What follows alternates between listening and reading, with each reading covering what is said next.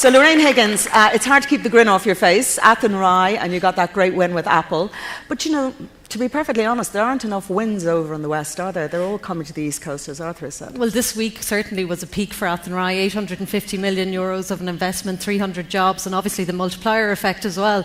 So I look forward to seeing what's going to happen there. And isn't it, you also have construction jobs as well as the technical jobs. So that's correct. Yeah. That's correct. The thing is, we need to see more apples coming to the orchard of rural Ireland. That's my key priority as a member of the Labour Party.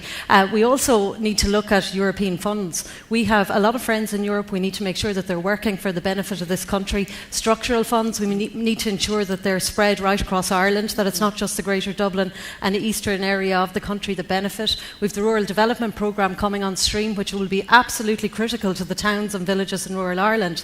Also the CEDRA report, which my colleague Minister Anne Phelan is spearheading, and I'm absolutely confident, Minister, you're going to deliver on that as well.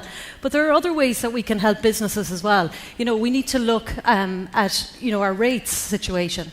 I have business owners come to me and talk to me about the size of the toilets in Tesco and the fact that they have to pay rates which are an inordinate amount of money in small towns like Loughrea, Tuam and Athenry and East Galway, and that's very difficult for families who are dependent on that kind of square footage. And just go back to, we talked about the IDA and the fact that, you're very lucky you got the Apple win.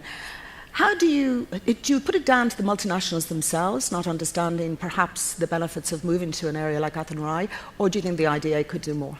Well, multinationals look at the infrastructure that's in place, and something I'm very passionate about was structural funds that was supposed to come to Ireland, or has actually come to Ireland rather, but the West didn't benefit through the 10T funding in Europe.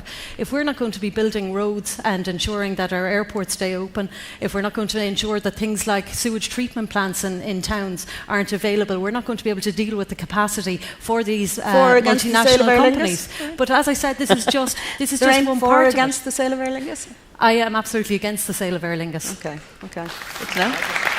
Yeah, I do, William. As an island nation, it's very important that we do have connectivity to the world, and I don't think that we should be giving that control or ceding it to anybody else. But the reality is, free parking is a big issue that's coming up on the doorstep all the time amongst business owners. We need to move to a French model where there's defined periods of free parking in towns throughout Ireland, and I certainly would like to see that happen. We saw the benefits in Athenry and Loughrea and in Gort in the run-up to Christmas, where people had a number of hours free on a daily basis, and it encouraged people to shop in the towns.